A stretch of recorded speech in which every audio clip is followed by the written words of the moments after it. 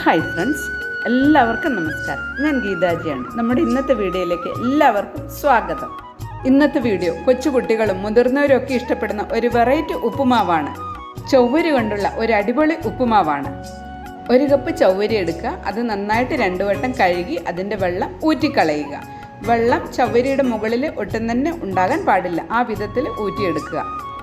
വെള്ളം ഊറ്റിക്കളഞ്ഞതിന് ശേഷം അരമണിക്കൂർ നേരം അടച്ചു വെക്കുക. ഇടയ്ക്കിടെ ഇതൊന്ന് തുറന്ന് നോക്കി നമ്മൾ ഇളക്കി കൊടുത്തുകൊണ്ടേയിരിക്കണം. കട്ട പിടിക്കരുത്. അപ്പോൾ അതിനു വേണ്ടിയാണ്. ഉപ്പുമാവ് ഉണ്ടാക്കുവാൻ ആവശ്യമായ മറ്റ് ഇൻഗ്രീഡിയൻസ് എന്തൊക്കെയാണ് എന്ന് നോക്കാം. ഉരുളക്കിഴങ്ങ്, ക്യാരറ്റ്, പച്ചമുളക്, ഒരു ചെറിയ കഷ്ണം ചെറുനാരങ്ങ, ജീരകം, 4-5 മണി കുരുമുളക് പൊട്ടിച്ചത്, വറുത്ത നിലക്കടല. സ്റ്റൗ കത്തിച്ച് ഒരു പാൻ അടുപ്പത്ത് വെക്കുക. അത് ചൂടായതിനു ശേഷം അതിലേക്ക് 1/2 ടീസ്പൂൺ എണ്ണ ഒഴിച്ചു കൊടുക്കുക. അതിലേക്ക് 1/4 ടീസ്പൂൺ ജീരകം ഇട്ട് കൊടുക്കുക. ജീരകം പൊട്ടിയതിന് ശേഷം അതിലേക്ക് ഉരുളക്കിഴങ്ങ്, ക്യാരറ്റ്, പച്ചമുളക്, കുരുമുളക് പൊട്ടിച്ചത് എല്ലാം കൂടെ ഇട്ട് കൊടുക്കുക. എന്നതിന് ശേഷം ചെറുതായിട്ട് ഇളക്കുക. ഈ കഷ്ണങ്ങൾക്ക് വേണ്ട ഉപ്പും കൂടെ ചേർത്ത് കൊടുക്കുക. ഒട്ടും തന്നെ വെള്ളം ഒഴിക്കാൻ പാടില്ല. ചെറുതായി ഒന്ന് ഇളക്കിയതിന് ശേഷം അടച്ചു വെച്ച് വേവിക്കുക.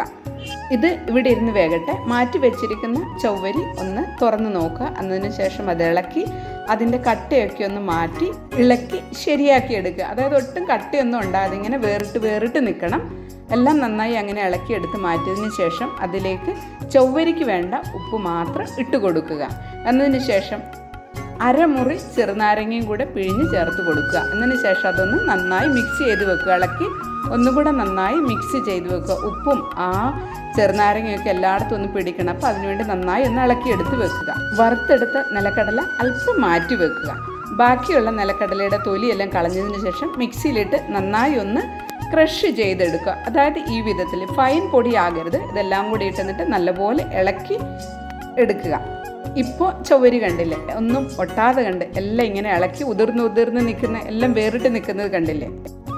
വേഗം വെച്ചത് എങ്ങനെയായിട്ടുണ്ടെന്ന് നോക്കാം. ഇത് ചെറു തീയിൽ വേണം വേകാനായിട്ട്. അപ്പോൾ ഇത് വെന്തിട്ടുണ്ട്. ഇതിലേക്ക് നമ്മൾ മിക്സറാക്കി വെച്ചിരിക്കുന്ന സാബുദാനയില്ലേ, അഥവാ ചൊവ്വരി ഇട്ട് കൊടുക്കുക. ഇട്ട് എല്ലാം നന്നായി ഇളക്കി യോജിച്ച് കൊടുക്കുക.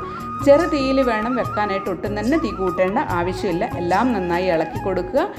എന്നതിന് ശേഷം മൂടി വെച്ച് ഒരു 2 മിനിറ്റ് വേവിക്കണം. ഒട്ടും തന്നെ വേവില്ല. വളരെ പെട്ടെന്ന് തന്നെ ഉണ്ടാക്കാൻ പറ്റുന്നതാണ്. അപ്പം അടപ്പ് തുറന്ന് നോക്കി നമുക്കൊന്ന് ഇളക്കി കൊടുക്കാം. എങ്ങനെയായിട്ടുണ്ടെന്ന് കണ്ടോ.